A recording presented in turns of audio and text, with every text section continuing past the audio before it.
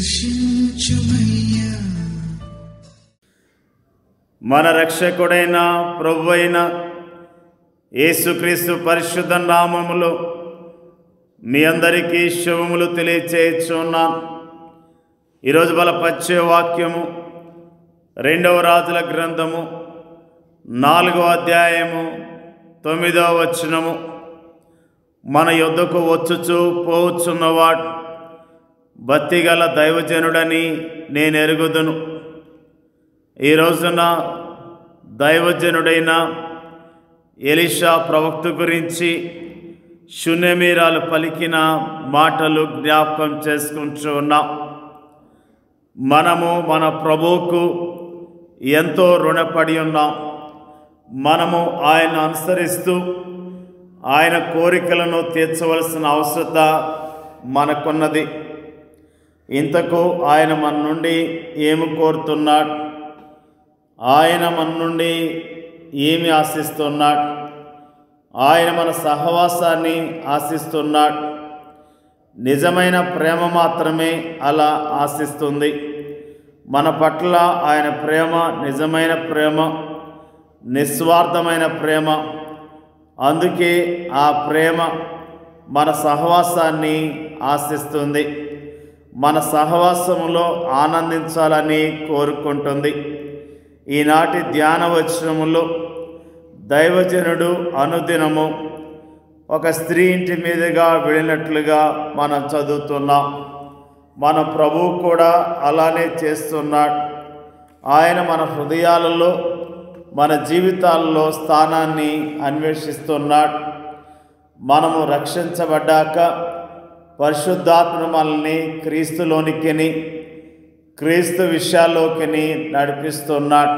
అయితే ప్రభుని యేసు మన హృదయాల్లోనూ మన జీవితాల్లోనూ స్థానాన్ని పొందాలని ఆశిస్తూ నిరంతరము మన చుట్టే తిరుగుచున్నాడు. ఇదిగో నేను తలుపు యొద్ద నిలుచుండి తట్టుచున్నాను. ఎవడైనను నా స్వరం విని తలుపు తీసినడలా నేను అతని యొద్దకు వచ్చి అతనితో నేనును నాతో కూడా అతడును భోజనము చేయుదుము అని ప్రభు అయిన యేసు పలకటాన్ని ప్రకటన గ్రంథములో మనము చదువుతున్నాం. తనకు ఆతిథ్యం ఇవ్వమని దైవజనుడు ఆ స్త్రీని కోరలేదు. బలవంతముగా ఆమె ఇంట్లోనికి వెళ్ళలేదు. కానీ భోజనమునకు రమ్మని ఆమె ఆ దైవజన్ని బలవంతం చేసింది. ఆమె ఆహ్వానించినప్పుడు మాత్రమే ఆ దైవజనుడు ఆమె ఇంటికి వెళ్ళాడు. ఆమెతో కలిసి భోజనం చేశాడు. మనము ఆహ్వానించినప్పుడు, మనము బలవంతం చేసినప్పుడు ప్రభు ఏమాత్రమో త్రోసిపుచ్చడు. మనము ప్రభు సహవాసాన్ని ఎంత ఎక్కువగా ఆశిస్తామో అంత ఎక్కువగా దాన్ని మనము అనుభవించి ఆనందిస్తామని ఒక దైవజనుడు అంటున్నాడు. ఇది ముమ్మాటికి నిజమే.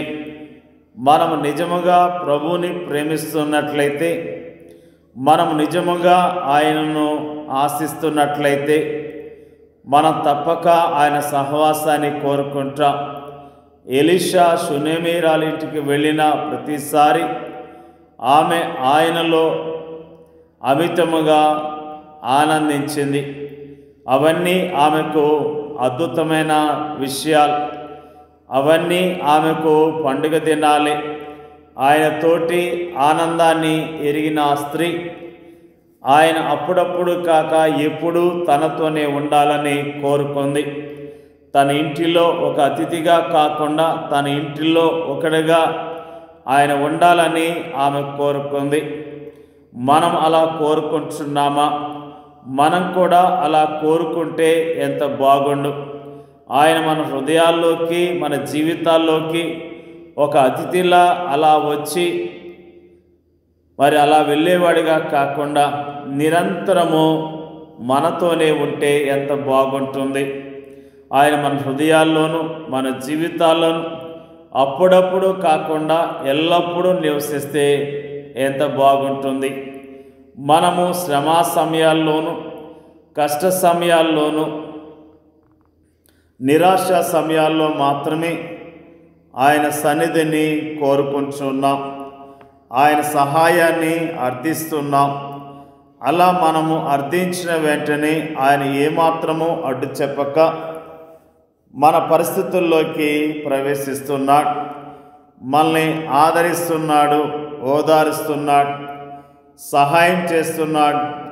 కృంగిన వేళల్లో ఆయన మనల్ని లేవనెత్తుతున్నాడు. దుఃఖ సమయాల్లో ఆయన మన కన్నీళ్లు తుడుస్తున్నాడు. ఆయన మన గోనె పట్టలను నాట్యములుగాను మన విలాప గీతికలను స్తుతి గీతికలుగాను మారుస్తున్నాడు. ఆయన మన హృదయాలను తన ప్రేమతోనూ తన శాంతితోనూ తన సమాధానంతోనూ నింపుతున్నాడు. అంతటి కృపను ఆయన నుండి అనుభవిస్తూ ఆయనను మనము నిరాకరించటము ఎంత తీవ్రమైన విషయము. ఆయనను ఒక అతిథిగా అప్పుడప్పుడు మాత్రమే మనం ఆహ్వానించటము ఎంత అవమానకరం. మనము ఆయనతో సహవాసం చేసిన మధురమైన క్షణాలను ఒకసారి మనము జ్ఞాపకం చేసుకుందాం. అవెంత ఆనందకరమైన క్షణాలో కదా, అవెంత సంతోషకరమైన గడియలో కదా. వాటిని మనం అప్పుడప్పుడు మాత్రమే కాక నిరంతరము అనుభవించాలంటే ఆయన నిరంతరము మనతో ఉండాలి. అలాగైతే షునేమీరాలు ఎలీషా పట్ల చేసిన దాన్ని మనం కూడా మన ప్రభు పట్ల చేద్దామా? నిజముగా షునేమీరాలు ఆ దైవజన్ని తన గృహములో చేర్చుకోవాలని, ఆతిథ్యం ఇవ్వాలని మరి ఎంతగానో కోరుకున్నట్లుగా మనము జ్ఞాపకం చేసుకుంటున్నాం. నిజముగా మన జీవితాల్లో మనము ప్రభుతో సహవాసం చేయటానికి ప్రతిరోజు ఇష్టపడాలి. ప్రభు మనతో సహవాసం చేయటానికి ఇష్టపడుతున్నాడు. నీవు ప్రభుతో సహవాసం చేయటానికి ఇష్టపడుతున్నావా? నిజముగా ప్రభుతో సహవాసం చేస్తే అది ఎంతో ఆనందకరమైన విషయమని ప్రభు నామములో తెలియజేస్తూ ఉన్నా. నిజముగా ఆయన సన్నిధిలో మనము చక్కగా ఆయన్ని గణపరుస్తూ ఆయన స్తుతిస్తూ ఆయనతో సహవాసం చేసినట్లయితే మనం ఎంతగానో దీవించబడతామని ప్రభు నామములో తెలియజేస్తూ ఉన్నా. ప్రభువారు మనతో ఆయన ఇచ్చిన వాగ్దానం సదాకాలం మీతో కూడా ఉన్నానని వాగ్దానం చేశాడు. ఆయన మనతో ఉండాలని, మనతో సహవాసం చేయాలని, మనల్ని ఆస్వాదించాలని కోరుతున్నాడు. మనం కూడా ప్రభు సహవాసాన్ని కోరుకుందాం, ప్రభుకి సమయాన్ని ఇద్దాం, ప్రభుని గణపరుద్దాం, ఆయన సాక్షులుగా ఈ లోకములో జీవిద్దాం. దేవుడి యొక్క వాక్యాన్ని దీవించునుగాక. పరిశుద్ధులైన మా తండ్రి, జీవాధిపతి అయిన మా ప్రభువా, నీకు స్తోత్రాలు. మన యొద్దకు వచ్చుచూ పోవచ్చున్నవాడు భక్తిగల దైవజనుడని నేను ఎరుగుదును. అయ్యా, మరి చక్కని మాటలు ఈరోజు జ్ఞాపకం చేసినందుకు నీకు స్తోత్రాలు.